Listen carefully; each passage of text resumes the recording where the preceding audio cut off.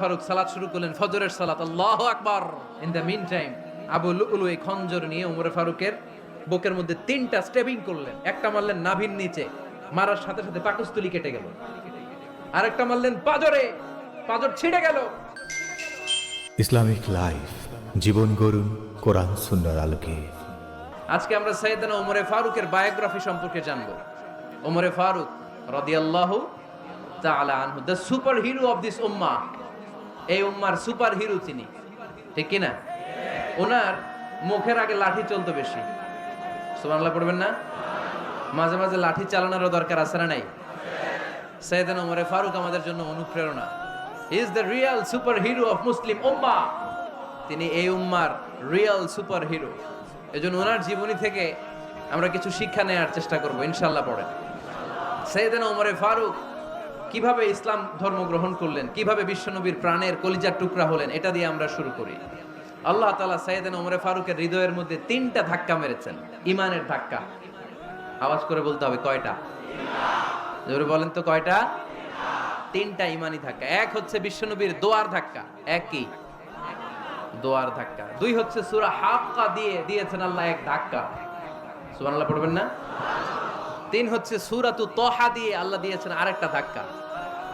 এই 3টা ইমানি ধাক্কা যখন সাইয়েদনা ওমর ফারুকের হৃদয়ে লাগলো, উনি পড়তে আরম্ভ করেছেন আশহাদু আল্লা ইলাহা ইল্লাল্লাহ ওয়া আশহাদু আন্না মুহাম্মাদান আবদুহু ওয়া রাসূলুহু। চিল্লায়ে পড়েন আল্লাহু আকবার। বিশ্বনবী মক্কায় বসে বসে তাহাজ্জুদের সালাত পড়ে আল্লাহর কাছে দোয়া করলেন, আল্লাহুম্মা আইজ্জাল ইসলাম বিআহাব্বির রাজুলাইনি ইলাইক। ও আল্লাহ, 2জন লোকের নাম বলবো, 2জনের দরকার নেই। এই 2জনের একজনকে আপনি ইসলামের সুশীতল ছায়া তলে এনে ইসলামকে বিজয় দান করে দেন। মুহূর্তের মধ্যে দোয়াটা কবুল করে নিয়েছে কে? বিশ্বনবী বললেন, আল্লাহ 2জনের নাম বলবো আজকের দোয়ায়। আবি জাহাল ইবনে হিশাম, হয়তো হিশামের বেটা আবু জাহেলকে আপনি ইসলামের ভিতরে নিয়ে আসেন, কিংবা ওমর ইবনুল খাত্তাব, খাত্তাবের বেটা ওমরকে আপনি ইসলামের ছায়া তলে নিয়ে আসেন। ওমরে ফারুকের জন্য দোয়াটা কবুল করে নিয়েছে কে? মক্কার যে অবস্থা, আল্লাহর হাবিব সাল্লাল্লাহু আলাইহি ওয়াসাল্লাম বুঝলেন মক্কার এই 2জনের একজন যদি আমার সাথে না থাকে তাহলে মক্কায় দাওয়াতি কাজ চালিয়ে যাওয়া যাবে। আল্লাহরে বললেন, আল্লাহ বেশি চাই না, এই 2জনের একজন, হয় আবু জাহেল নয় ওমর, হয় আবু জাহেল নয় ওমর। বিশ্বনবী যখন দোয়া করলেন, এই দোয়ার একটা ইমানি ধাক্কা, নুরানি ধাক্কা সাইয়েদনা ওমর ফারুকের হৃদয়কে স্পর্শ করে ফেলল। দোয়া ইজ লাইক এ মিসাইল। এই যে আমরা দোয়া করি, এটা মিসাইলের মতো। যুদ্ধে মিসাইল হামলা করে না? মিসাইল হামলা করার পরে এই মিসাইল লক্ষ্য বস্তুতে যে ভেদ করে, ঠিক কি না? তেমনি দোয়ার মতো যদি আপনি দোয়া করতে পারেন, আপনি যেই জন্য দোয়া করেছেন ঠিক ওই জায়গায় যে আপনার দোয়া স্পর্শ করে। সুবহানাল্লাহ পড়বেন না? বিশ্বনবীর দোয়ার মাধ্যমে প্রথমে সাইয়েদনা ওমর ফারুকের হৃদয়ে এক ধাক্কা লাগলো। 2 নম্বরে রব্বুল আলামিন সূরাতুল হাক্কা দিয়ে ওমর ফারুকের হৃদয়ের মধ্যে দিলেন এক ধাক্কা। পড়েন আল্লাহু আকবার। কোরআনের ভেতরে সূরাতুল হাক্কা নামে একটা সূরা আছে না নাই? আল হাক্কাতু মাল হাক্কা ওয়া মা আদরাকা মাল হাক্কা। পড়েন আল্লাহু আকবার। বিশ্বনবী যখন দোয়া করলেন, ওই দোয়া যখন সাইয়েদনা ওমর ফারুকের হৃদয়ে স্পর্শ করলো, সাইয়েদনা ওমর ফারুক সব সময় বিশ্বনবীরে ফলো করতে আরম্ভ করলেন। বিশ্বনবী ডানে গেলে লুকিয়ে লুকিয়ে ওমর ফারুক ডানে যায়, বিশ্বনবী বায়ে গেলে লুকিয়ে লুকিয়ে ওমর ফারুক বায়ে যায়। বিশ্বনবী একবার মসজিদুল হারামে যে নামাজ পড়তে শুরু করলেন, ওমর ফারুক তখন বিশ্বনবীর পিছু পিছু ছদ্মবেশে পেছন থেকে যে বিশ্বনবী কিভাবে নামাজ পড়ে দেখতে শুরু করলেন। বিশ্বনবী ইন দা মিন টাইম এশারা নামাজে আল হাক্কাতু মাল হাক্কা তেলাওয়াত শুরু করে দিলেন।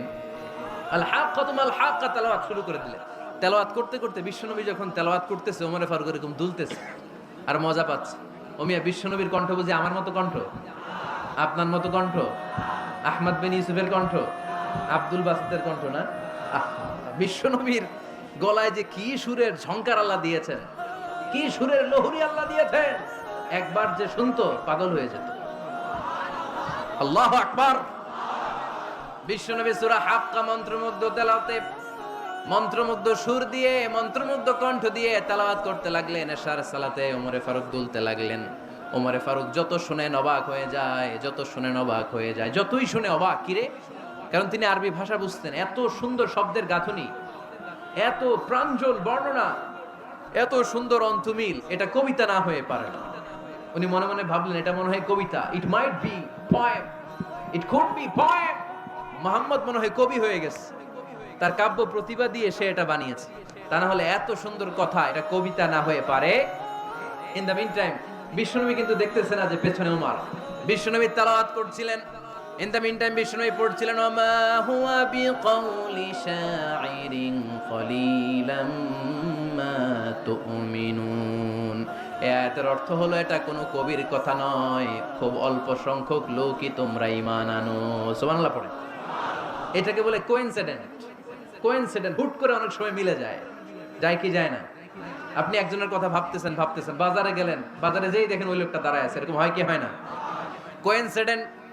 ওমরে ফারুক মনে মনে যেটা ভাবতেছে ওই কথা দিয়ে বিশ্বনবী তেলাওয়াত করতেছে। আল্লাহু আকবার। বিশ্বনবী যে আয়াত তেলাওয়াত করছিলেন, আয়াতের অর্থ হলো, এটা কোনো কবির বানানো কবিতা না, খুব অল্প সংখ্যক লোকই তোমরা ঈমান আনো। ওমরে ফারুক আটকে উঠলেন, থমকে দাঁড়ালেন। ঘটনা কি? আমি মনে মনে ভাবলাম, কি রে, এত সুন্দর কথা, এটা তো মানুষের কথা হতে পারে না, এটা নিশ্চয়ই কবিতা, কবির কথা। কিন্তু মুহাম্মদ এখন আবার পড়তেছে, ওমা হুয়া বিকাউলি শাইর, এটা কোনো শায়েরের, কবির কথা নয়। কলিলাম মা তুমিনুন, অল্পই তোমরা ঈমান আনো। তার মানে আমার মনে যা চলে মুহাম্মদ এটা টের পায়। মুহাম্মদ গণক। নাউজুবিল্লাহ পড়বেন না? মুহাম্মদ অনেক বড় মাপের একজন গণক। মানুষের হৃদয়ে কি চলে, মনে মনে কি ভাবে, মুহাম্মদ না দেখেও বলে দিতে পারে। ইন দা মিন টাইম বিশ্বনবী পরের আয়াতে পড়লেন, ওয়ালা বিকাউলি কাহিনিন কলিলাম মা তাযাক্কারুন। এই আয়াতের অর্থ হলো, এটা কোনো গণকের বানানো গণনা নয়, খুব অল্প সংখ্যক লোকই তোমরা উপদেশ হিসেবে এটাকে মানো। সুবহানাল্লাহ পড়েন। এবার আর ওমরে ফারুকের সহ্য হয় না। কি আজীব তামাশা! প্রথমে মনে করলাম কবিতা, মোহাম্মদ কয় কবি না, সে কবি না, এটা কবিতা না। তারপরে ভাবলাম সে গণক, সে আয়াত পরে পরে বলে দিল এটা গণনা নয়। তাহলে এটা কি? এটা কি কবিতাও না, গণনাও না, তাহলে এটা কি? বিশ্বনবী তখন বললেন, তানজিলুম মির রাব্বিল আলামিন। সুবহানাল্লাহ পড়েন। পরের আয়াত ছিল, তানজিলুম মির রাব্বিল আলামিন। এটা দুনিয়ার কোনো কবির বানানো কবিতা না, এটা কোনো গণকের গণনা না, এটা কোনো সাহিত্যিকের বানানো সাহিত্য নয়, এটা মহাবিশ্বের পরিচালক রব্বুল আলামিনের কাছ থেকে পাঠানো কিতাব কোরআন। সূরা হাক্কার ধাক্কায় ওমরে ফারুক কাইত। প্রথমে ধাক্কাটা লাগলো যে দোয়া। বিশ্বনবী তাহাজ্জুদে কেঁদে দোয়া করলেন, আল্লাহ হয় আবু জাহেল রে দিবা, নাইলে ওমর রে দিবা। ওই দোয়া ওমরে ফারুকের হৃদয়ে ছোঁয়া লেগেছে। এরপরে হাক্কা, সূরাতুল হাক্কা দিয়ে দিলে এক ধাক্কা। এই ধাক্কা খেয়ে উথাল পাথাল হৃদয়ের মধ্যে, হায় রে, এ কি বাণী, এ কেমন কথা, কে মুহাম্মদ? তারপরেও শয়তানের ওয়াসওয়াসা আছে না নাই? আল্লাহ বলে, যতই ওয়াসওয়াসা ওমরকে দেয়া হোক, আমি ওমরে ফারুককে এই মুসলিম উম্মতের সেনাপতি বানিয়ে ছাড়বো, আমি সেনাপতি বানাবো। এবার 3 নাম্বার ডোজ। ডাক্তারের কাছে গেলে প্রথমে দেখবেন সিম্পল ডোজ দেয়, নরমাল ওষুধ। এটাতে কাজ না হলে ডোজ বাড়ায়, একেবারে কাজ না হলে অ্যান্টিবায়োটিক মারে, আছে না নাই? আল্লাহ প্রথমে দোয়ার ছোঁয়া লাগালেন, তারপর সূরা হাক্কা দিয়ে ধাক্কা মারলেন। এরপরে রব্বুল আলামিন বলেন, এবার 3 নাম্বার ডোজ, সূরা তহা দিয়ে আমি তোমার হৃদয়টারে উজালা বানায় দেব রে ওমর। শয়তান ওদিক দিয়ে ওয়াসওয়াসা, খেলা দুই দিক থেকে চলতেছে। আল্লাহ তাআলা হেদায়েতের রাস্তায় টানছে, শয়তান জাহান্নামের দিকে টানছে। ঘোষণা দেয়া হলো মক্কায়, মুহাম্মদের মাথা কেটে এনে দিলে এত এত স্বর্ণ মুদ্রা দেয়া হবে। ওমরে ফারুক রাজি হয়ে গেলেন।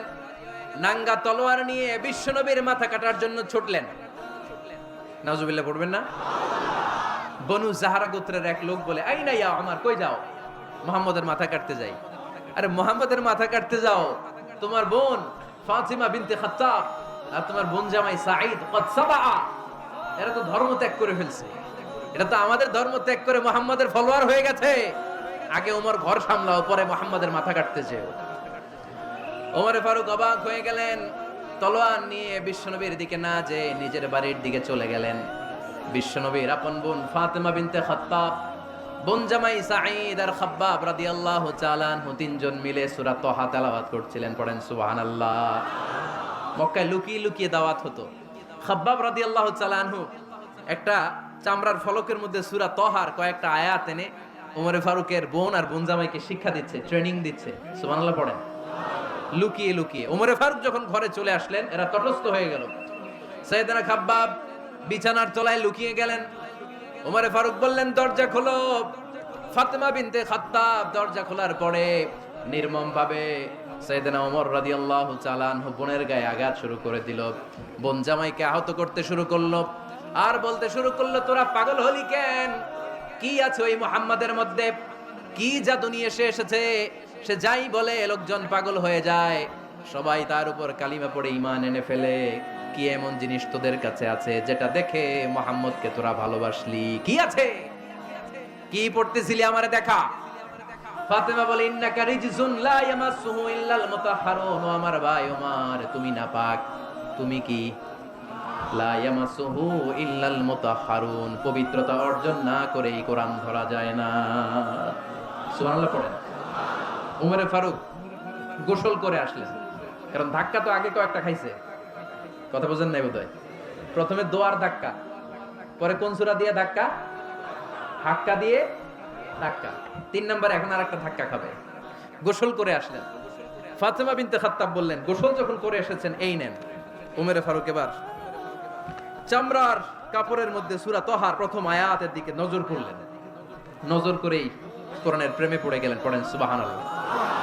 ওমর ফারুক পড়তে আরম্ভ করলেন, তাহা মা আনজালনা আলাইকাল কুরআনা লিতাশকা ইল্লা তাযকিরাতান লিমান ইয়াখশা তানজিলাম মিম্মান খালাকাল আরদা ওয়াস সামাওয়াতিল উলা। সুবহানাল্লাহ পড়েন। উনি পড়তে আরম্ভ করলেন, তাহা মা আনজালনা আলাইকাল কুরআনা লিতাশকা, এই কোরআনকে আমি তোমাদের হতভাগ্য জাতি হিসেবে দুনিয়ায় থাকার জন্য পাঠাই নাই। এটা রব্বুল আলামিনের পক্ষ থেকে এসেছে। যারা রবকে ভয় করে তাদের জন্য আছে উপদেশ। যিনি আকাশ বানিয়েছেন, জমিন বানিয়েছেন, ওই আল্লাহ তাআলা নিজেই এই কোরআন পাঠিয়েছে।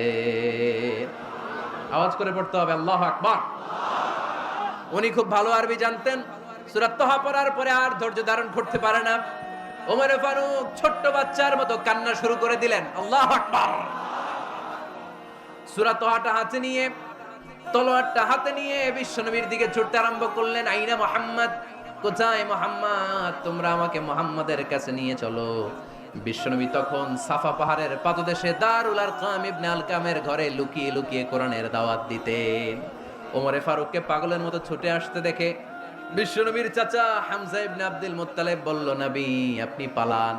ওই যে খাত্তাবের বেটা ওমর আপনাকে অপমান করার জন্য, আক্রমণ করার জন্য তেড়ে এসেছে। সাহাবীরা বললেন, নবী আপনি পালিয়ে যান, আমরা সামাল দেব। বিশ্বনবী বললেন, না আমি পালাবো না, বরং তোমরা সরে যাও। ওমর ইবনুল খাত্তাবকে আমার দরবার পর্যন্ত আসতে দাও। আমার তো মনে হচ্ছে ওই যে তাহাজ্জুদের নামাজ শেষে চোখের পানি ছেড়ে যে আমি আল্লাহর কাছে দোয়া করেছি, আজকে আমার ওই দোয়াটা কবুল হতে শুরু করেছে। আমার তো মনে হচ্ছে আমার দোয়া কবুল হবে, আসতে দাও। ওমর ফারুক এসে বললেন, আশহাদু আল্লা ইলাহা ইল্লাল্লাহ ওয়া আশহাদু আন্না মুহাম্মাদান আবদুহু ওয়া রাসূলুহু, আমি সাক্ষ্য দিলাম আল্লাহ ছাড়া কোনো ইলাহা নাই, নিশ্চয়ই আপনি আল্লাহর প্রেরিত বান্দা এবং রাসূল। পড়েন সুবহানাল্লাহ। ওমর ফারুক যখন কালিমা শাহাদা পড়ে মুসলমান হয়ে বিশ্বনবীর হাতে হাত রাখলেন, মুসলিম সাহাবীদের মধ্যে খুশি আর আনন্দের বন্যা বয়ে গেল। মুসলিম হাতে গোনা সাহাবারা আল্লাহর প্রশংসা করলেন। বিশ্বনবী সাইয়েদনা ওমর ফারুককে জড়িয়ে ধরলেন। ওমর ফারুক এবার বিশ্বনবীরে বললেন, নবী গো, আলাসনা আলাল হক, আমরা কি সত্যের উপরে আছি নাকি আমরা ভুলের উপরে আছি? বিশ্বনবী বললেন, বালা নাহনু আলাল হক, আমরা এই সত্যের উপরে আছি। সুবহানাল্লাহ পড়েন। আলাসনা আলাল হক, নবী আমরা কি সত্যের উপরে নাই? হ্যাঁ অবশ্যই ওমর, তুমি সত্যের উপরে আছো। ওমর ফারুক বললেন, তাহলে ফাফিমাল ইখতিফা, তাহলে লুকায় লুকায় আর দাওয়াত দেব কেন? আমি তো কালিমা পড়ে ফেলছি, আসেন আমার সাথে বের হই। ফাফিমাল ইখতিফা, আর লুকায় লুকায় কেন? আসেন আমরা বাইরে বের হই। বিশ্বনবী বললেন, ওমর এটা মাক্কি জীবন, এখানে আমরা একটু গোপনে গোপনে দাওয়াত দিতে চাই। ওমরে ফারুক বলে, না, আমার দায়িত্ব, আমি একটা মিছিল দিতে চাই নবী। আল্লাহর নামের তাকবীর দিতে দিতে দারুল আরকাম থেকে শুরু করে মসজিদুল হারাম পর্যন্ত একটা মিছিল দিয়ে আমি মক্কা কাঁপাইয়া দেব। অনুমতি দেন। বিশ্বনবী দিতে চায় না। ওমরে ফারুক অনেক বুঝানোর পরে স্বল্প পরিসরের একটা অনুমোদন পাওয়া গেল বিশ্বনবী সাল্লাল্লাহু আলাইহি ওয়াসাল্লামের কাছ থেকে। কিন্তু মিছিল যে দিবে, মিছিলের জন্য লোকের দরকার আছে না নাই? এখানে লোক নাই, আমি একাই মিছিল দিতেছি। এটা জমবে? মিছিল জমবে? খুঁজে উনি 11 জন মুসলিম সাহাবা পেলেন। কয়জন? ওমরে ফারুক বললেন 11 জনই সই। এই 11 জন নিয়েই আমি আল্লাহর নামের তাকবীর দেব। 2 লাইন করলেন। কয় লাইন? 2 লাইন। পেছনে 6 জন, আর এই লাইনের নেতা বানালেন বিশ্বনবীর চাচা হামজাকে রাদিয়াল্লাহু তাআলা আনহু। আর সামনে 5 জন, তার আগে দাঁড়ালেন উনি নিজেই। তাহলে 6 6 12। বললেন এই 2 লাইনই আমরা তাকবীর দিতে দিতে, বেশি না, এই দারুল আরকামের ঘর থেকে, আপনারা জানেন যে সাফা মারওয়া এখন যে সাই হয়, এই সাফার পাদদেশে ছিল দারুল আরকামের ঘর। উনি বললেন এখান থেকে ওই যে কাবার গিলাফ দেখা যায়, কাবার গিলাফ পর্যন্ত আমরা এই তাকবীর নিয়ে ওখানে যাব। সুবহানাল্লাহ পড়বেন না? ওখানে উনি দাঁড়িয়ে ছোট্ট একটা ভাষণ দিয়েছিলেন। উনি বলেছিলেন, মান আরাদা আন তাসকুলা উম্মু ওয়া ইয়াতামা ওয়ালাদু ওয়া তারমিলা যাওজাতুহু ফালিয়াসুদ্দানি। খেয়াল করে শুনেন, কান দুইটা খরগোশের কানের মতো খাড়া করেন। উনি এক বাক্যের একটা ভাষণ দিলেন। ভাষণ দিতে জানলে বড় ভাষণ দেয়া লাগে না। এক বাক্যের ভাষণ দিয়ে গোটা বিশ্বকে ঝাঁকুনি মারা যায়। চিল্লায় বলো ঠিক কিনা? ওমরে ফারুক এক বাক্যের একটা ছোট্ট ভাষণ দিলেন। মান আরাদা আন তাসকুলা উম্মু, কে আছো মায়ের এই মক্কায়, কে আছো মায়ের বুক খালি করতে চাও? ইয়াতামা ওয়ালাদু, কে আছো বাচ্চাগুলারে, নিজের সন্তানগুলোরে ইয়াতিম বানাতে চাও? কে আছো তারমিলা যাওজাতুহু, নিজের স্ত্রীকে বিধবা বানাতে চাও? ফালিয়া সুদ্দানি, বুকের পাটা থাকলে আমি ওমর রে থামাও। ফালিয়া সুদ্দানি, দেখি মক্কায় কার এত বড় বুকের পাটা। কে আছো মায়ের বুক খালি করতে চাও, সন্তান রে ইয়াতিম বানাতে চাও, স্ত্রীকে বিধবা বানাতে চাও? ফালিয়া সুদ্দানি, পারলে আমারে ঠেকাও। এই বলে উনি আল্লাহু আকবার, আল্লাহু আকবার, আল্লাহু আকবার বলে স্লোগান শুরু করে দিলেন। এক এক স্লোগানে মক্কার মরুজমিন থারথার করে কাঁপতে আরম্ভ করলো। এই মিছিল মক্কার কেউ দেয় নাই। মিছিলের আওয়াজ শুনে আবু জাহেল বাইরিস, উতবা বাইরিস, শাইবা, ওয়ালিদ ইবনে মুগিরা সব বের হইছে। কি রে, আমার এলাকায় এত বড় স্লোগান, কার এত সাহস? বের হয়ে দেখে মিছিলের সামনে ওমর। ওমর রে দেখে দিছে এক দৌড়। কারণ ওমরে ফারুককে থামানোর মতো বাপের বেটা মক্কায় দ্বিতীয়টা কেউ ছিল না। আওয়াজ করে বলেন ঠিক কিনা? ওমরে ফারুক আল্লাহু আকবার, আল্লাহু আকবার বলে স্লোগান দিতে দিতে মসজিদুল হারামের ভেতরে ঢুকে গেল। কাবার গিলাফ ধরার পরে সেদিন মিছিল থেমেছে। ওই আল্লাহর নামের স্লোগান সেদিন কেউ থামাতে পারে নাই, কিয়ামত পর্যন্ত কেউ থামাতে পারবে না। চিল্লায় বলো ঠিক কিনা?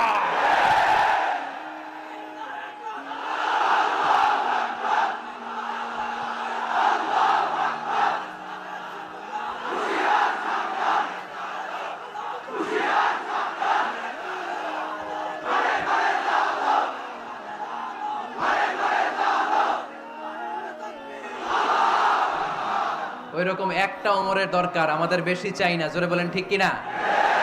দাও খোদা দাও আমায় আবার ওমর দারাজ দিল, দাও খোদা দাও আমায় আবার ওমর দারাজ দিল, দাও আলীর মতো বীর সেনানি, আলীর মতো বীর সেনানি জাগাতে নিখিল, দাও খোদা দাও আমায় আবার ওমর দারাজ দিল। সুবহানাল্লাহ পড়েন। একটা ওমর লাগবে। চিল্লায় বলেন কয়টা? ওই ওমরের অপেক্ষায় বাংলাদেশ সহ গোটা মুসলিম উম্মাহ। ঠিক কি না? একটা ওমরে যথেষ্ট। আমাদের সেন্ট্রাল লিডারশিপ নাই তো, আমাদেরকে এদিকে লাথি মারলে আমরা ওইদিকে যাই, ওদিক থেকে গুতা মারলে আমরা এদিকে যাই। আমাদের রিপ্রেজেন্টেটিভ, আমাদের প্রতিনিধিত্ব করার মতো কোনো কেন্দ্রীয় লিডারশিপ নেতৃবৃন্দ গোটা বিশ্বে নাই। ঠিক কি না? আমরা সেই ওমরে ফারুকের অপেক্ষায়, আমরা সেই ইমাম আল মাহদির অপেক্ষায়। এই ওমরে ফারুক আমাদের মডেল। ঠিক কি না? Third in position. এই পুরা উম্মতের মধ্যে ওনার পজিশন নাম্বার 3। 1 নাম্বার পজিশন বিশ্বনবীর। কার? 2 নাম্বার পজিশন কার? আবু বকর। 3 নাম্বার পজিশন কার? ওমরে ফারুকের। বিশ্বনবী বলতেন লা নবিয়্যা বা'দি, লা নবিয়্যা বা'দি, আমার পরে কোনো নবী নাই। ওয়ালা রাসূলা, আমার পরে কোনো রাসূলও নাই। আমার নবীর পরে আর কোনো নবী আছে? আমার নবীর পরে আর কোনো রাসূল আছে? এই যে কাদিয়ানি যে একটা সম্প্রদায় আছে, এরা কি মুসলিম নাকি অমুসলিম? মুসলিম সম্প্রদায়ের সাথে এদের কোনো সম্পর্ক নাই। চিল্লায় বলেন ঠিক কিনা? এরা যদি মুসলমান হতে চায়, আমার নবী দ্য লাস্ট মেসেঞ্জার বিশ্ব নবীকে খাতামুন নবী হিসেবে সংবাদ সম্মেলন করে গোটা বিশ্বকে জানাই দিতে হবে, তারপরে তাদেরকে আমরা মুসলিম হিসেবে স্বীকৃতি দিব। চিল্লায় বলেন ঠিক কিনা? তা না হলে তারা কোন ধর্মের এটাকে জানাই দিতে হবে। No inferiority complex, no identity crisis. Identity ক্রাইসিসে থাকা যাবে না। আপনারা কোন ধর্মের এটা জানাই দেন। আপনারা বিশ্ব নবীরও শেষ নবী মানবেন না, আবার মুসলিম বলেও নিজেদেরকে ট্যাগ লাগাতে চাইবেন। সাধারণ মুসলমানরা এটা এই ধোঁকাবাজি মানে না। চিল্লায় বলেন ঠিক কিনা? আমার নবীর পরে কোনো নবী নাই, আমার রাসূলের পরে কোনো রাসূল নাই, ঠিক কিনা? আল্লাহর হাবিব বলতেন, লাউ কানা বা'দি নাবিয়্যুন লাকানা উমর, তবে আমার পরে যদি নবী হওয়ার যোগ্যতা কারো থাকে, আমার ওমরের ওই যোগ্যতা আছে। সুবহানাল্লাহ পড়েন। প্রভু তুমি বলেছো রাসূল দেবে না, বলনি দেবে না ওমর, বলনি দেবে না হামজা তারি, খালিদ বিজয় সমর। প্রভু তুমি বলেছো রাসূল দেবে না, বলনি দেবে না ওমর, বলনি দেবে না হামজা তারি, খালিদ বিজয় সমর। প্রভু তুমি বলেছো রাসূল দেবে না। সুবহানাল্লাহ পড়েন। এজন্য আমরা একটা ওমর চাই। কয়টা? বেশি লাগবে? নেতার মতো নেতা কয়টা লাগে? জোরে বলেন কয়টা? Enough, that's enough. Omar Farooq, our super hero. ওনার সাথে বিশ্বনবী সাল্লাল্লাহু আলাইহি ওয়াসাল্লামের মুসাহারার সম্পর্ক ছিল। ওমরে ফারুক যে বিশ্বনবীর শ্বশুর, এটা অনেকে জানেই না। ওমরে ফারুক রাদিয়াল্লাহু তাআলা আনহু বিশ্বনবীর শ্বশুর ছিলেন। এটা আজকে নতুন শুনছেন। কে কে হাত তোলেন? দেখছেন হুজুর? সঠিক বলছি না আমি? অনেকে আমরা জানি না। মাশাআল্লাহ, জানতে লজ্জা নাই, শিখতে লজ্জা নাই। লজ্জা হচ্ছে অজ্ঞতায় আর মূর্খতায়, ঠিক কি না? আমরা শিখতে রাজি আছি। যে কথা বলে আমরা তার ছাত্র। আমার আগে হুজুর কথা বলতেছিলেন, আমরা ছিলাম ছাত্র। এখন আমি কথা বলতেছি, এখন আমরা সবাই হয়ে গেছি ছাত্র, ঠিক কি না? যিনি বলেন তিনি শিক্ষক, বাকিরা আমরা ছাত্র, ঠিক কি না? চার খলিফার দুই খলিফা, ইসলামের চার খলিফার দুই খলিফা বিশ্বনবীর মেয়ের জামাই, আর বাকি দুই খলিফা বিশ্বনবীর শ্বশুর। সুবহানাল্লাহ পড়েন। সাইয়েদনা আলী রাদিয়াল্লাহু তাআলা আনহু, সাইয়েদনা উসমান যুন নূরাইন বিশ্বনবীর মেয়ের জামাই। উসমান রাদিয়াল্লাহু তাআলা আনহুর কাছে বিশ্বনবী দুই মেয়েকে বিয়ে দিয়েছিলেন। একজন মারা যাওয়ার পরে আরেকজন। বিশ্বনবী বলেছেন এরপরে আরেকটা থাকলে ওইটারও বিয়ে দিতাম। সুবহানাল্লাহ পড়বেন না? দুইজন ছিল মেয়ের জামাই আর দুইজন ছিল শ্বশুর। সাইয়েদনা আবু বকর শ্বশুর, বিশ্বনবীর স্ত্রী আম্মা জান আয়েশা রাদিয়াল্লাহু তাআলা আনহার বাবা। বিশ্বনবীর স্ত্রী আম্মা জান হাফসা রাদিয়াল্লাহু তাআলা আনহার বাবা ছিল সাইয়েদনা ওমর ফারুক। চিল্লায় পড়ে আল্লাহু আকবার। জানো তো পজিশন না? সাইয়্যিদু কুহুলিল জান্নাহ। জান্নাতে যত নারীরা যাবে, নারীদের সর্দারিনী হবে সাইয়্যিদাতুনা ফাতেমা রাদিয়াল্লাহু তাআলা আনহা। এই ফরিদপুরের যত ইয়াং স্টাররা, তোমরা যারা জান্নাতে যাবে, তোমাদের লিডার হবে সাইয়েদনা হাসান আর হুসাইন রাদিয়াল্লাহু তাআলা আনহুমা। আর বয়স্ক মুরব্বীরা যারা জান্নাতে ঢুকবেন, আপনাদের লিডার হবে সাইয়েদনা আবু বকর আর সাইয়েদনা ওমর ফারুক রাদিয়াল্লাহু তাআলা আনহু। সুবহানাল্লাহ পড়তে পারলেন না? ওমর ফারুক এটা সাধারণ কোনো ক্যারেক্টারিস্টিক্স নয়। ওনাকে আল্লাহ তাআলা নলেজও দিয়েছেন, আবার দিনদারিও দিয়েছেন।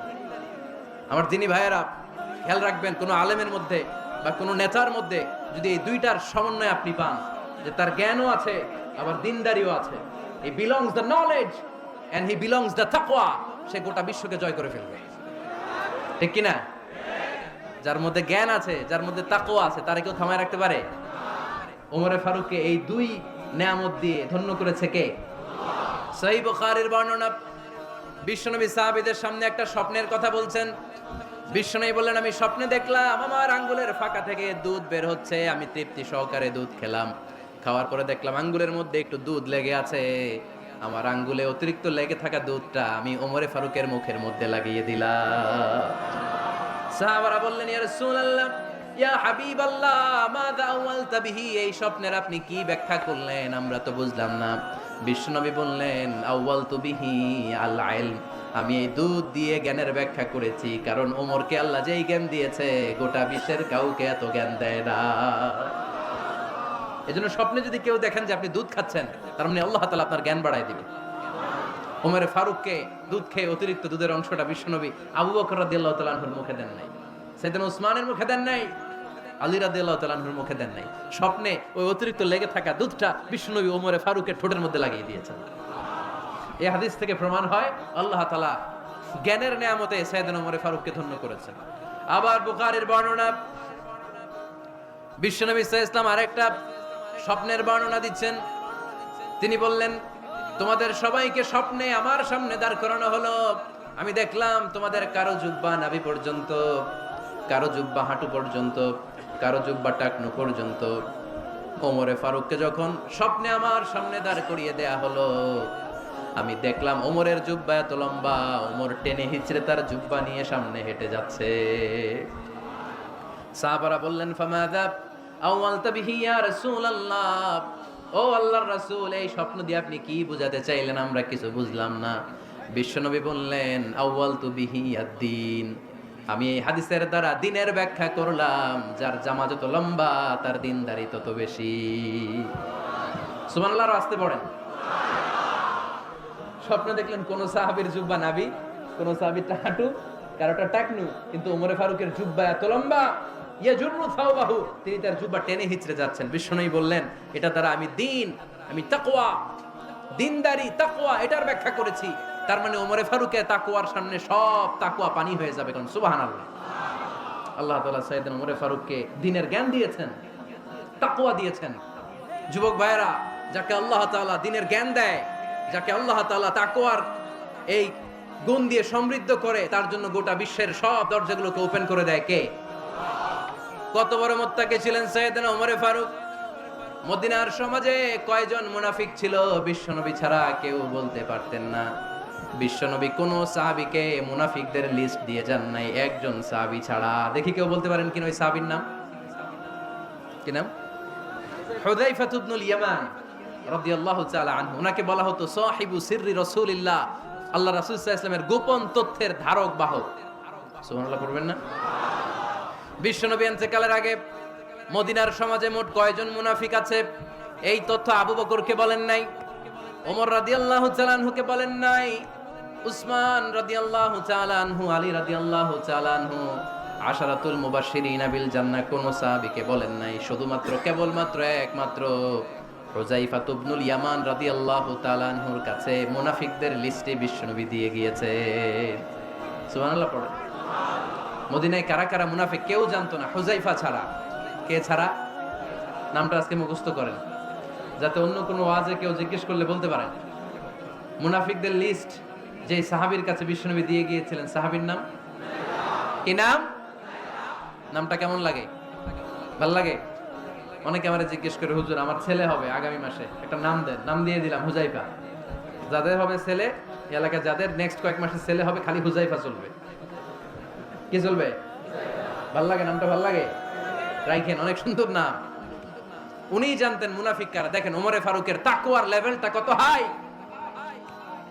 ওমর ফারুক একদিন হুযায়ফা রাদিয়াল্লাহু তাআলা আনহুর কাছে গেলেন, যে বললেন, হুযায়ফা, বিশ্বনবী ইন্তেকালের আগে মুনাফিকদের নামের লিস্টটা কারো কাছে দেয় নাই, আমার জানা নাই, সাইয়েদনা আবু বকরের জানা নাই, কোন সাহাবীর জানা নাই, তুমি ছাড়া।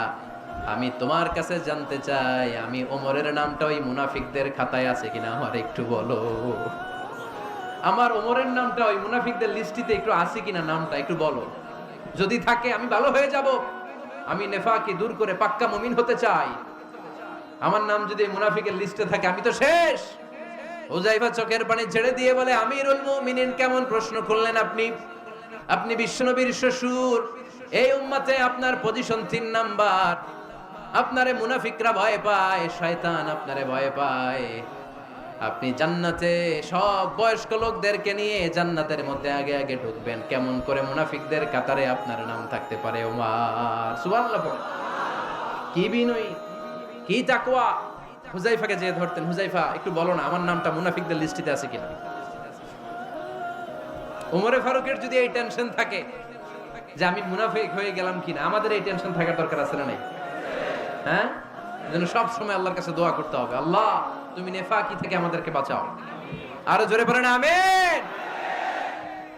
ওমরে ফারুক রাদিয়াল্লাহু তাআলা আনহু আমাদের সুপার হিরো, আমাদের সবাই বলেন আমাদের। উনি কত বড় সুপার হিরো শুনেন। উনি জুমার খুতবা দিচ্ছেন। কি দিচ্ছেন?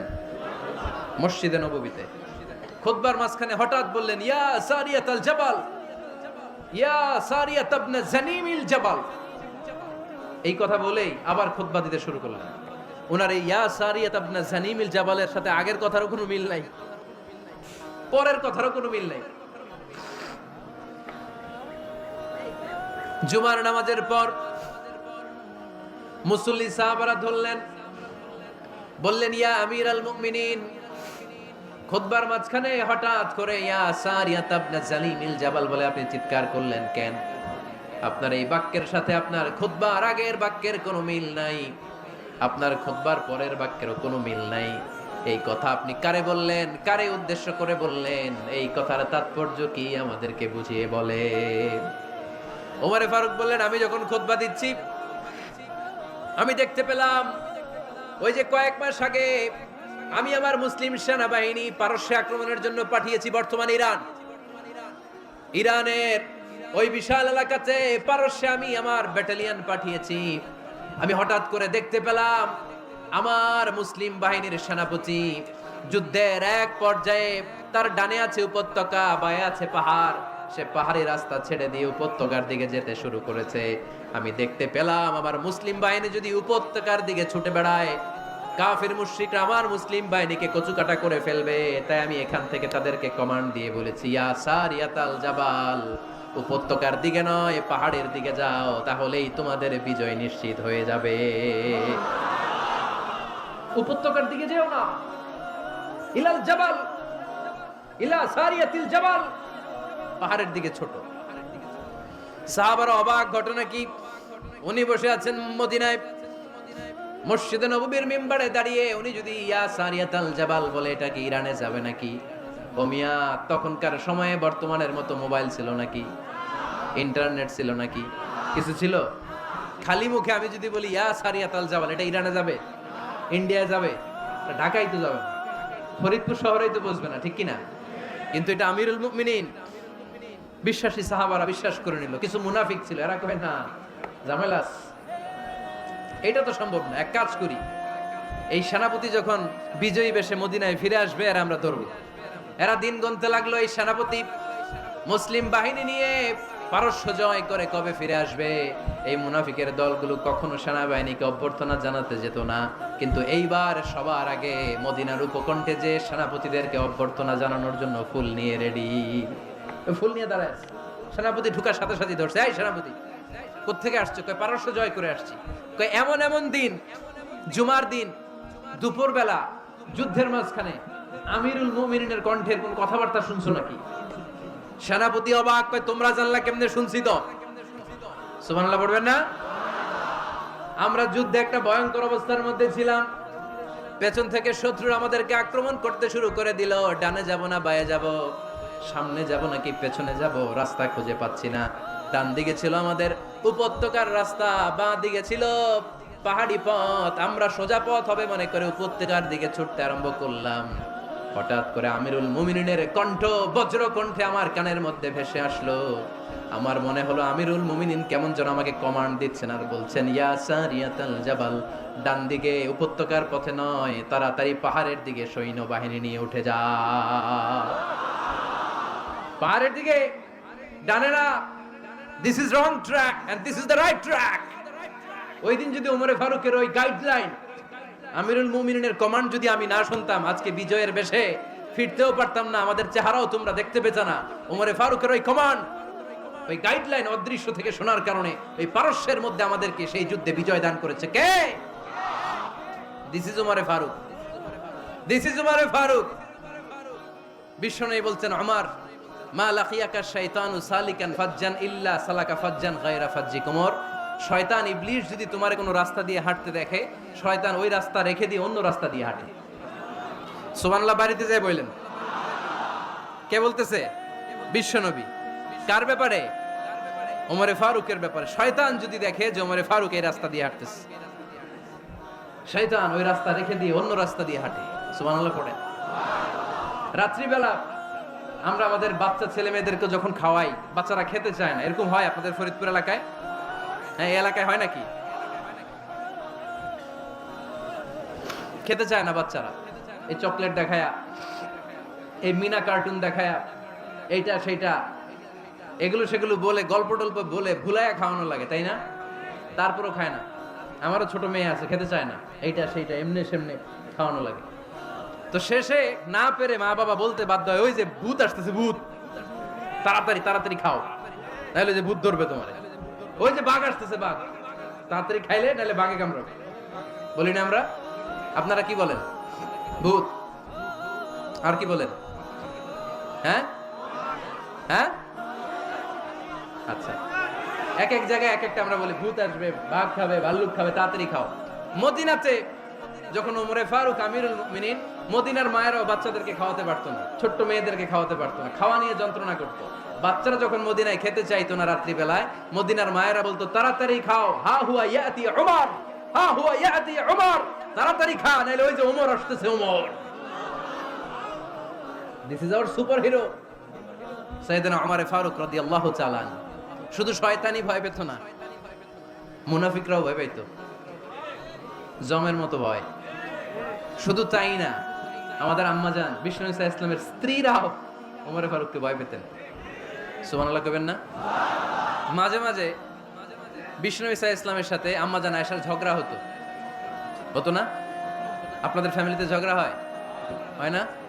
হয় না? কার কার দেখি? ওরে আল্লাহ, অনেক আল্লাহর ওলি আছে তো এই জায়গায়। ঝগড়া হয় না? এ কি কথা কয়, ঝগড়া হয় না বলে? বিশ্বনবীর ফ্যামিলিতে ঝগড়া হয়, আপনার ফ্যামিলিতে হয় না? মিষ্টি ঝগড়া। আর ও বিয়েই করে নাই।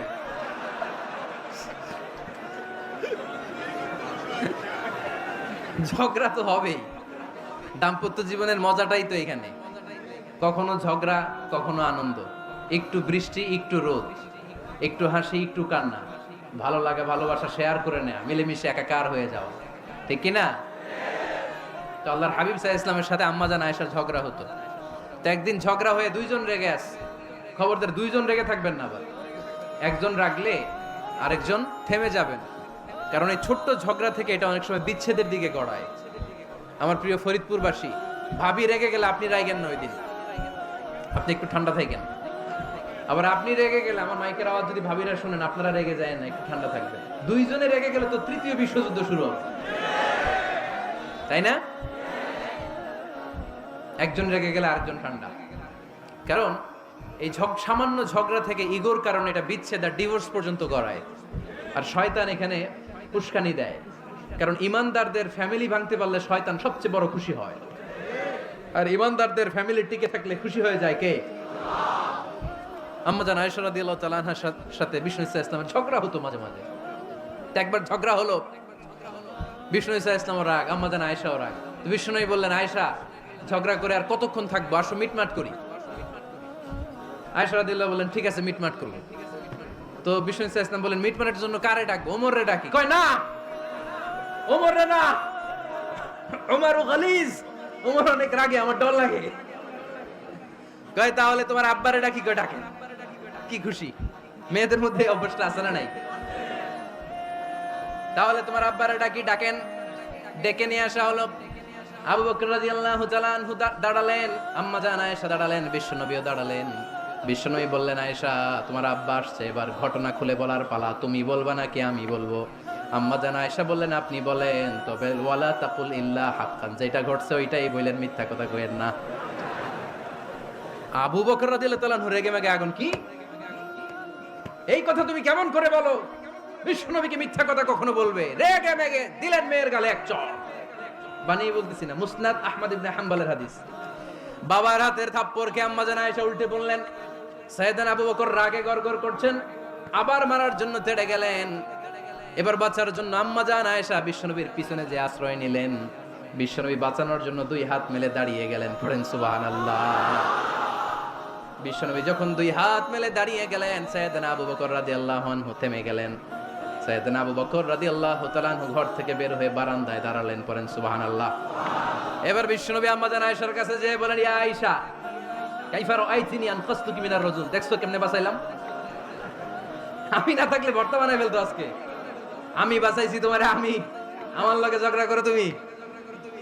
লজ্জায় পড়ে আম্মা জান আয়েশা খিলখিল করে হেসে দিলেন, বিশ্বনবীও হেসে দিলেন। দুইজনের হাসির মধুর আওয়াজ শুনে সাইয়েদনা আবু বকর বাইরে থেকে অবাক, কিরে এতক্ষণ না ঝড় তুফান, এখন দেখি হাসি। সালাম দিয়ে অনুমতি নিয়ে ভিতরে ঢুকলেন, ঢুকে দেখেন আম্মা জান আয়েশাও হাসে, বিশ্বনবীও হাসে। এই হাসি দেখে আবু বকর রাদিয়াল্লাহু আনহু হেসে দিলেন, আরশের উপর থেকে খুশি হয়ে গেলেন কে? এবার সাইয়েদনা আবু বকর রাদিয়াল্লাহু তাআলা আনহু বললেন, ইয়া রাসূলুল্লাহ আশরিকানি ফি সিলমিকুমা কামা আশরাকতুমানি ফি হারবিকুমা। ও নবী, যুদ্ধ লাগলে, দুইজন যুদ্ধ লাগলে মীমাংসার জন্য যেমনি আমারে ডাকেন, এরকম হাসিয়ার আনন্দের মুহূর্তেও আমারে একটু ডাইকেন। আশরিকানি ফি সিলমিকুমা কামা আশরাকতুমানি ফি হারবিকুমা। নবী, আপনাদের মধ্যে ঝগড়া লাগলে সন্ধি করার জন্য আমারে যেমনি ডাকেন, আপনাদের হাসি খুশি আনন্দ খুনসুটি এই মজাদার মুহূর্তগুলোতে আমারে বঞ্চিত রাখেন না, আমার একটু ডাইকেন। সুবহানাল্লাহ পড়েন। এই মুসনাদে আহমদ ইবনে হাম্বলের হাদিস শোনার উদ্দেশ্য হচ্ছে, বিশ্বনবী প্রথমে ওমর ফারুকের নাম বলেছিলেন। সাইয়েদনা আয়েশা বলে, না আমি ডরাই, হাইবাত, দিস ইজ কল্ড হাইবাত ওমর। একবার বিশ্বনবীর সব বিবিরা ধরলেন, ও নবী আমাদেরকে এটা দেন, ওইটা দেন, ঘরে এটা নাই, ওইটা নাই, ওইটা নাই। বিশ্বনবীকে, আমার কাছে কিচ্ছু নাই, যদি এমনি আমার বউ হয়ে থাকতে চাও থাকো, তাহলে যা, তা না হলে যা লাগবে কিনে দেবো, সাথে সাথে তালাকও দিয়ে দিব। কিছু দিতে পারবো না, আমার নাই তো, সামর্থ্য নাই। কিন্তু বিবিরাও ছাড়া না, এটা দেন ওইটা দেন। বিশ্বনবী রহমতের নবী, বিবিদেরকে বুঝাতেও পারেন না, বিবিরা আবদার করতেছে, নবী এটা লাগবে ওইটা লাগবে। ইন দ্য মিন টাইম বিশ্বনবী একজনের সালাম শুনতে পেলেন, কে যেন দরজায় দাঁড়িয়ে বলতেছে আসসালামু আলাইকুম। বিশ্বনবী দরজার দিকে তাকালেন, তাকিয়ে বললেন ওয়া আলাইকুমুস সালাম, আর বুঝতে পারলেন এটা আমার ওমরের সালাম। সালাম দেওয়ার পরে বিবিদের দিকে তাকায় দেখে একজন বিবিও নাই, সব অন্দর মহলের ভিতরে দৌড়। সুবহানাল্লাহ পড়তে পারলেন না? This is our super hero Omar.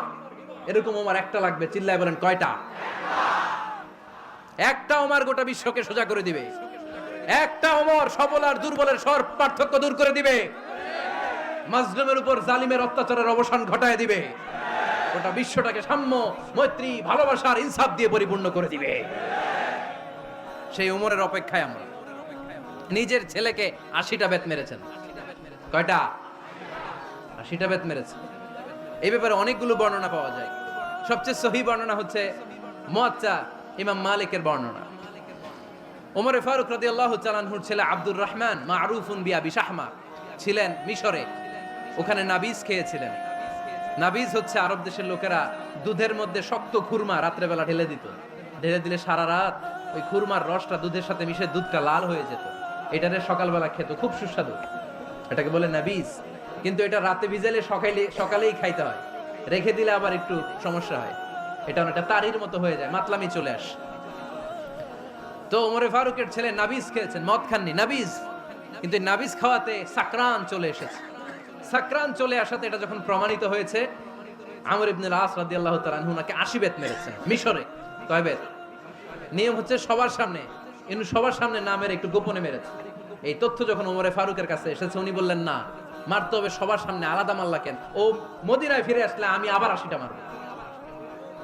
মদিনায় ফিরে আসার পরে সাইয়েদনা ওমরে ফারুক ওই আগের 80টারে আর ধরেন নাই, নিজ হাতে আবার 80টা বেত মেরেছেন। এই বেত মারার 1 মাস পরে এই আবু শাহমা ইন্তেকাল করেছে। অনেক ঐতিহাসিক বলে এই বেতের আঘাতে মরেছে, কেউ কেউ বলেছে নিজের রোগের কারণে মরেছে। কিন্তু দিস ইজ দ্য ইনসাফ সিস্টেম অফ ওমর। নিজের ছেলে বলে ছেড়ে দেয় নাই। এখন নিজের ছেলে হইলে 7 খুন মাফ, নেতার ছেলে হইলে 10 খুন মাফ, এলাকার মোড়লের ছেলে হইলে 10 খুন মাফ। নো পার্সিয়ালিটি ইন ইসলাম। ইসলামে পার্সিয়ালিটি নাই। আপনি নেতার ছেলে হন, আপনি বিজনেস ম্যাগনেটের ছেলে হন, আপনি যেই হন না কেন, ইসলামের দৃষ্টিতে সবাই সমান। চিল্লায় বলেন ঠিক কিনা? বনু মখজুমিয়া গোত্রের এক নারী চুরিতে ধরা পড়ল। সাহাবারা বললেন, নবী, মদিনার সবচেয়ে ভেরি প্রেস্টিজিয়াস এন্ড ডিগনিফাইড ফ্যামিলির মেয়ে, আপনি হাত কাটেন না, কারণ ইসলামের নিয়ম চুরি করলে কি কেটে দাও? বিশ্বনবী বললেন, বলো কি? হাত না কাটার জন্য তোমরা আমাকে রেকমেন্ড করছো? এটা আল্লাহর আইন, পৃথিবীর কেউ রেকমেন্ড করলো শোনার ক্ষমতা আমার নাই। কারণ আইনটা দিয়েছে কে? লাউ কানাত ফাতিমাতু বিনতি মুহাম্মাদিন সারাকাত লাকাতা মুহাম্মাদুন ইয়াদাহা। আরে বনু মাকসুমিয়া মেয়ে তো দূরের কথা, আমার কলিজার টুকরা ফাতেমাও যদি আজ চুরিতে ধরা পড়তো, তার হাত কেটে দিতে আমি 1 মিনিটও দেরি করতাম না। দিস ইজ ইসলাম। এই হচ্ছে ওমরে ফারুকের মানাকিব। এরকম ওমরে ফারুক কয়টা লাগবে? আওয়াজ করে বলতে হবে, কয়টা লাগবে? একটা লাগবে। এই সাইয়েদনা ওমরে ফারুক মদিনার প্রথম চিফ জাস্টিস ছিলেন। সর্বপ্রথম উনার পরামর্শে সাইয়েদনা আবু বকর রাদিয়াল্লাহু তাআলা আনহু কোরআনকে সংকলন করেছেন। আমরা এই যে কোরআন পড়ি 30 পারা, এমদাদিয়া লাইব্রেরির 114টা সূরা, কত সুন্দর সন্নিবেশ করা হয়েছে, এখানে সাজানো হয়েছে। আল্লাহর হাবিব সাল্লাল্লাহু আলাইহি ওয়াসাল্লামের সময় কি এরকম কোরআন ছিল নাকি? ছিল? খেজুর পাতার মধ্যে, গাছের বাকুলের মধ্যে, ওটের বড় হাড্ডির মধ্যে আর পাথরের মধ্যে খোদাই করা কোরআন ছিল। সাইয়েদনা আবু বকরের সময় রাদিয়াল্লাহু তাআলা আনহুর সময় যুদ্ধ হলো, 70 জন হাফেজ সাহাবী ইন্তেকাল করলেন। সাইয়েদনা আবু বকর রাদিয়াল্লাহু তাআলা আনহুকে ডেকে ওমরে ফারুক বললেন, ও আবু বকর, এইভাবে হাফেজে কোরআন সাহাবীরা যদি দুনিয়া থেকে বিদায় হয়ে যায়, আল্লাহর কোরআনও তো বিদায় হয়ে যাবে। আমার পরামর্শ হলো আপনি সব বয়োজ্যেষ্ঠ সাহাবীদেরকে একসাথে করে কোরআনের সব কাগজগুলোকে একসাথে করে একটা নির্ধারিত কপির মধ্যে কোরআনকে সংকলন করে ফেলেন। সাইয়েদনা আবু বকর বললেন, যেটা আমার নবী করে না, এটা আমি কেমনে করি? কিন্তু ওমরে ফারুক নাছোড়বান্দা বলে না, এটা করলে কোনো খারাপ হবে না, ভালোই হবে। মুসলিম উম্মার জন্য এক জায়গায় কোরআন সন্নিবেশিত থাকবে, আপনি করেন। সাইয়েদনা আবু বকর রাজি হয় না, ওমরে ফারুকও ছাড়ে না। ওমরে ফারুক বলতে বলতে এমন ভাবে সাইয়েদনা আবু বকর রাদিয়াল্লাহু তাআলা আনহুকে ধরলেন, সব শেষে সাইয়েদনা আবু বকর ওমরে ফারুকের কথায় কোরআন সংকলনে রাজি হয়ে গেলেন। পড়েন সুবহানাল্লাহ। উনি বললেন, ওমর যখন আমাকে বারবার বুঝাতে লাগলো, আল্লাহ তাআলা আমার হৃদয়টা ওমরের কথা শোনার জন্য খুলে দিলেন। আল্লাহ তাআলা কেমন যেন আমাকে ইলহাম করলেন, আবু বকর করো, এই কাজের মধ্য দিয়ে আমি আমার কোরআনকে গোটা বিশ্বে জীবিত রেখে দেব। This is Umar. এই যে আমরা হিজরি সনের যে আমরা গণনা করি, এই হিজরি সনের প্রবর্তক হচ্ছে সাইয়েদনা ওমরে ফারুক। সুবহানাল্লাহ নাই? আপনাদের মনোযোগ আছে না গেছে? কই ঘুমায় গেলেন মনে হয়? তাকবীর দেন তো একজন আওয়াজ করে।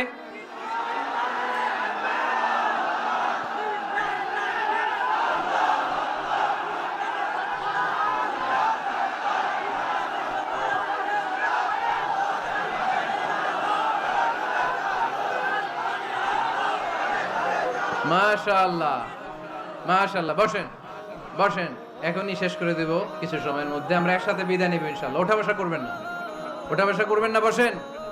সাইয়েদনা ওমরে ফারুক এই হিজরি সনের গণনা শুরু করেছেন। সাহাবারা বলল, আমিরুল মুমিনিন, খ্রিস্টানদের ঈসাই সন আছে, আমাদের মুসলমানদের কোনো সন নাই।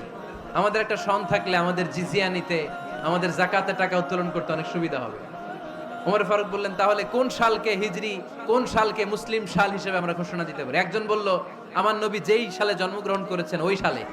ওমর ফারুক বললেন, না, আমার নবীর জন্ম আমাদের জন্য খুশির দিন, কিন্তু এটা আমাদের জন্য প্রেরণা নয়। প্রেরণা নবীর কাজে, ঠিক কিনা? আরো কিছু সাহাবারা বলল, তাহলে যেই সালে আমার নবী ইন্তেকাল করেছে ওইটারে প্রথম সাল ধরেন। ওমর ফারুক বললেন, না, যেদিন তিনি ইন্তেকাল করেছেন এটা আমাদের দুঃখের দিন, এটা আমাদের প্রেরণা নয়। আমাদের প্রেরণা হচ্ছে বিশ্বনবীর ত্যাগ, তিতিক্ষা আর কাজের মধ্য দিয়ে। জোরে কোন ঠিক কিনা? ওমর ফারুক বললেন, যেদিন বিশ্বনবী ইসলাম রক্ষায় নিজের মাতৃভূমি ছেড়ে মক্কা থেকে মদিনায় গিয়েছেন, ওই দিনটাকে হিজরি প্রথম দিন ধরে আমরা হিজরি সাল গণনা করে শুরু করে দেব। ওইটাই হচ্ছে হিজরি সন। সেখান থেকে হিজরি সনের প্রবর্তন করেছেন সাইয়েদনা ওমর ফারুক রাদিয়াল্লাহু তাআলা আনহু। এই যে স্টেট গভর্নমেন্ট, এই যে প্রিজন, জেলখানা, ক্যান্টনমেন্ট, সচিবালয়, গণভবন, বঙ্গভবন, মুক্তিযোদ্ধাদের ভাতা, রাষ্ট্রীয় ভাতা, এই সব নিয়ম কানুন সাইয়েদনা ওমর ফারুক তার রাষ্ট্রীয় আমলে তিনি নিজে করেছেন। চিল্লায় পড়েন আল্লাহু আকবার। মুসলমানদের আলাদা কারেন্সি, নিজস্ব মুদ্রা ব্যবস্থা নিজে চালু করেছেন। সৈনিকদের মধ্যে যারা বিবাহিত, প্রতি 6 মাস অন্তর অন্তর 1 মাসের ছুটি কাটাতে তারা ফিরে আসবে, সাইয়েদনা ওমর ফারুক চালু করেছেন। চিল্লায় আওয়াজ করে পড়েন আল্লাহু আকবার। এই যে আমরা 20 রাকাত সালাতুত তারাবি পড়ি রমাদানে, করেন না আপনারা? এটা সাইয়েদনা ওমর ফারুক চালু করেছেন। সুবহানাল্লাহ পড়তে পারলেন না? কোরআনে মোট 22টা আয়াত আছে যেখানে সাহাবারা ইনডিসিশনে ভুগছিলেন। বিশ্বনবীর মত একটা, ওমরে ফারুকের মত আর একটা।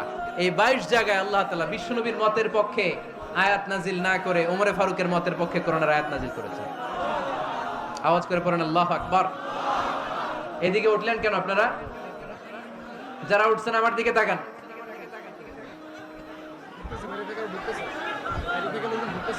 কিছু ভিতরে ঢুকতেছে, কিছু বাইরে দিছে না?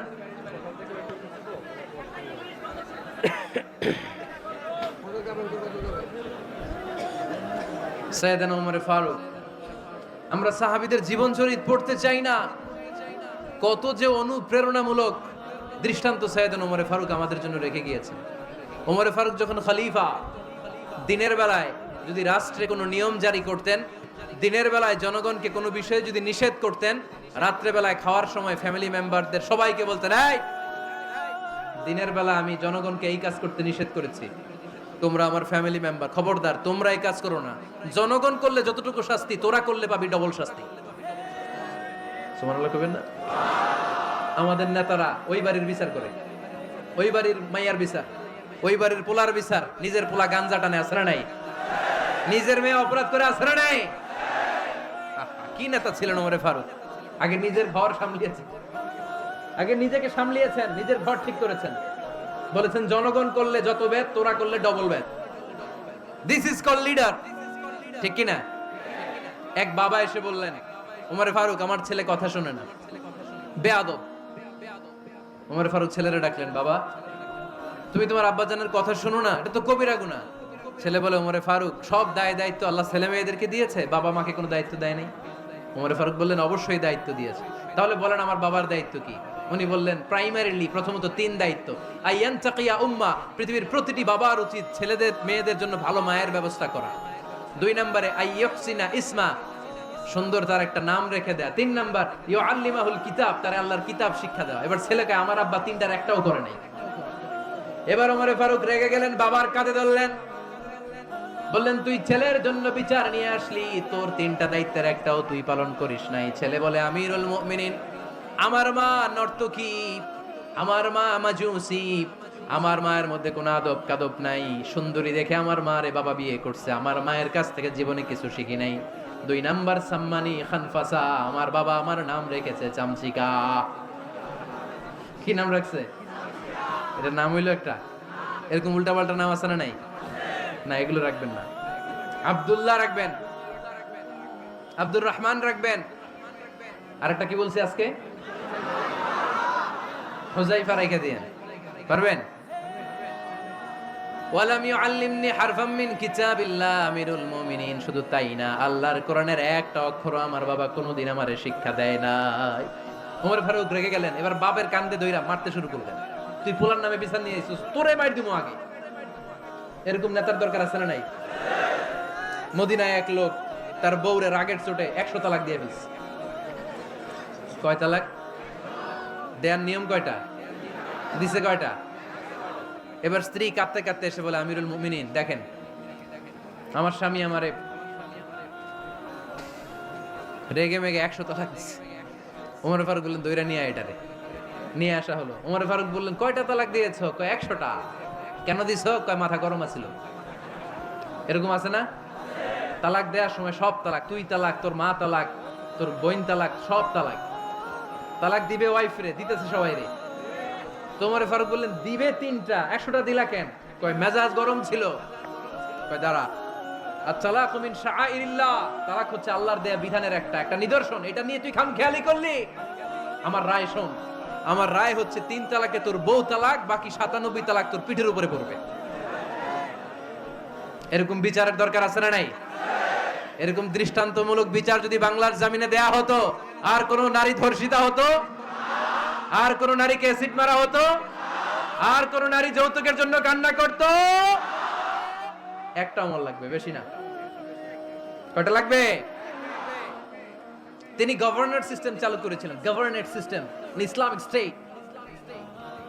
বাহরাইন, ইয়ামান, মিসর, কুফা, বসরা, মক্কা, মদিনা, এই 7 জায়গায় 7 জন গভর্নর পাঠিয়েছেন। তাদের থেকে তথ্য নিতেন। এই গভর্নর সিস্টেম উনি বানিয়েছেন। সাইয়েদনা আমর ইবনে আল আস রাদিয়াল্লাহু তাআলা আনহুকে পাঠিয়েছেন মিশরে। মিশরে একটা দৌড় প্রতিযোগিতা হতো।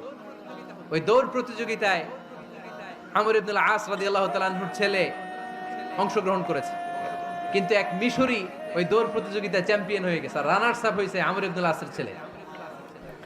এবার মিশরি ফার্স্ট আর গভর্নরের ছেলে সেকেন্ড।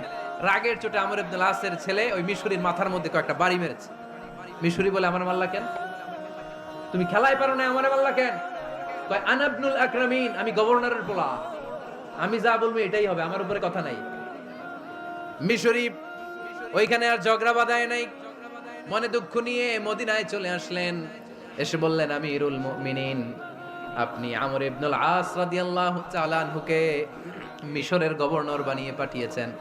একটা প্রতিযোগিতায় আমি চ্যাম্পিয়ন হয়েছি, ওনার ছেলে হয়েছে রানার আপ। কেন সে চ্যাম্পিয়ন হতে পারে নাই? এই কারণে আমার মাথায় লাঠি দিয়ে 3টা বাড়ি মেরে বিচারটা দিছে কার দরবারে? কথা বুঝে নাই বোধহয়, ওমর ফারুকের দরবার। ওমর ফারুক বললেন, তাই আগামী বছরের অমুক তারিখ আমি সব গভর্নরদেরকে ডেকে হিসাব নিই, তো ওই দিন তুই থাকবি, পারবি না? মিশরে বলে, পারবো মানে অবশ্যই পারবো। ওই দিন 7 রাজ্য থেকে 7 গভর্নর হাজির, গভর্নরদের ছেলেরাও হাজির, মিশরীয় হাজির। 7 গভর্নরের কাছ থেকে 7 এলাকার খোঁজ খবর নেয়ার পরে ওমরে ফারুক বললেন, আইনাল মিসরি, মিশরি লোকটা কই, এদিকে আয়। মিশরি সামনে আসার পরে বলল, আমর ইবনুল আস, তুমি মিশরের গভর্নর, তোমার ছেলে সহ তুমি আসো। আমর ইবনুল আস এসে সামনে বসে রইলেন। এবার বললেন, ও আমর ইবনুল আসের ছেলে, তুমি নাকি ইবনুল আকরামিন গভর্নরের ছেলে, তুমি যা বলবা মিশরে নাকি তাই হবে, তোমার নাকি অনেক দাপট। নিজে একটা লাঠি এনে মিশরীর হাতে দিয়ে বলল, এবার তোর মাথায় যতটা মারছে তুই ততটা গুনে গুনে মার, আমি দেখবো। আমর ইবনুল আস দেখবে, আমর ইবনুল আসের ছেলেরে তুই এখানে মার।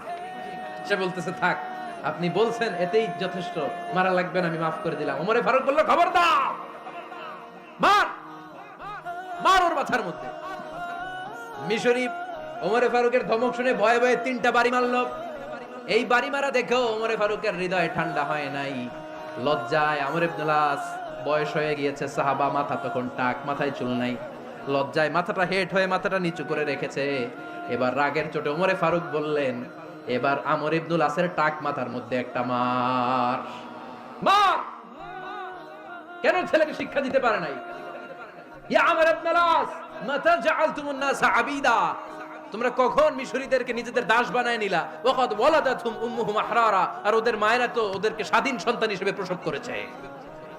মানুষদের উপর ক্ষমতাগিরি করার জন্য গভর্নর পাঠাই নাই, খবরদার, জনগণ তাদেরকে দেখভাল করার জন্য তোমাদেরকে পাঠানো হয়েছে, তাদের উপর কোনো অত্যাচার করার জন্য নয়। চিল্লায় বলেন ঠিক কি না? এরকম নেতা কয়টা লাগবে? কয়টা? ওই নেতার নাম কি? ওমর। হ্যাঁ, হুয়া ইয়াতি ওমর। 22 জায়গায় বিশ্বনবী কয় একটা, ওমরে ফারুক বলে আরেকটা। আল্লাহ বলে, বিশ্বনবী, আপনার পক্ষে আমি আয়াত নাজিল করতে পারলাম না, আমি ওমরের পক্ষে নাজিল করে দিলাম। বিশ্বনবী বলতেন, ইন্নালি কুল্লি উম্মাতিন মুহাদ্দাস, সব উম্মতের মধ্যে, সব নবীর উম্মতের মধ্য থেকে একজন করে আল্লাহ তাকে মুহাদ্দিস বানাতো। মুহাদ্দিস না, মুহাদ্দাস। মুহাদ্দাস মানে এমন লোক যিনি যা ভাবতো ওই ভাবনাটাই আল্লাহ আয়াত হিসেবে নাজিল করে দিতেন। বিশ্বনবী বলেন, আমার উম্মতের মধ্যে মুহাদ্দাস হচ্ছে সাইয়েদনা ওমর। মদিনার সবচেয়ে বড় মুনাফিকের নাম আব্দুল্লাহ ইবনে উবাই ইবনে সালুল, সব মুনাফিকদের সরদার। কিন্তু এই মুনাফিকের ছেলেটা হলো পাক্কা ইমানদার, এই ছেলের নাম হলো আব্দুল্লাহ। আওয়াজ করে বলেন, ছেলের নাম কি?